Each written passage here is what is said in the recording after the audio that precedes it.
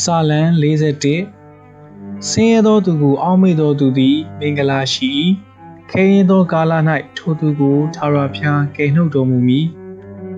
ထာဝရဘုရားသည်စောင့်မ၍အသက်ချမ်းသာပေးတော်မူသဖြင့်ထိုသူသည်ပြည်တော်၌ကောင်းကြီးမင်္ဂလာကိုခံရလိမ့်မည်ထိုသူကိုရန်သူတို့အလိုသို့ကိုရောသည်အပ်တော်မူပါ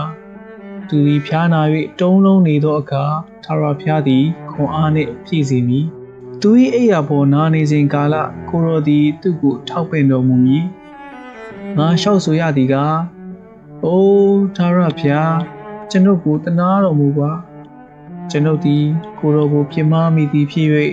ကျွန်ုပ်၌စိတ်ဝိညာဉ်အနာကိုဖျောက်စေတော်မူပါဟုလျှောက်ဆို၏ငါရန်သူတို့ကသူသည်တည်၍သူ၏နာမသည်အပေကာလမှတိမ်မြုပ်လိမ့်မည်နည်းဟုငါကိုမနာလို၍ဆိုတတ်ကြ၏ငါကိုကြည်လာသောသူသည်မုသာစကားကိုပြောတတ်၏သူ၏နှလုံးသည်မကောင်းသောအကြံကိုစီးပူးသည်နှင့်ထွက်သွားသောအခါထုတ်ဖော်ပြောတတ်၏ငါကိုမုန်းသောသူအပေါင်းတို့သည်ငါကိုရန်ဘက်ပြု၍တယောက်နှင့်တယောက်တူတူပြောလျက်ငါ၌မကောင်းသောအကြံကိုကြံစီတတ်ကြ၏သူ၌အာဓမအမှုအရာဆွဲကပ်သည်ဖြစ်၍တခါလဲလျင်နောက်တစ်ဖန်မထရဟုဆိုကြ၏ကဲစင်စစ်ငါကိုယုံ၍ငါမှုကိုစားသောအဆွေခင်မွန်းသည်ငါကိုချင်းနှင့်ကြောက်သည်။အိုထာဝရဘုရားသူတို့အဖြစ်ကိုကျွန်ုပ်ဆက်ပေးနိုင်မည်အကြောင်း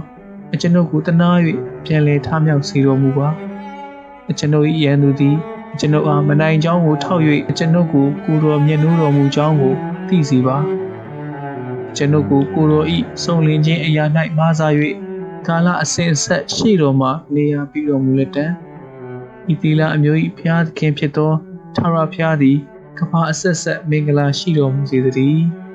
အာမင်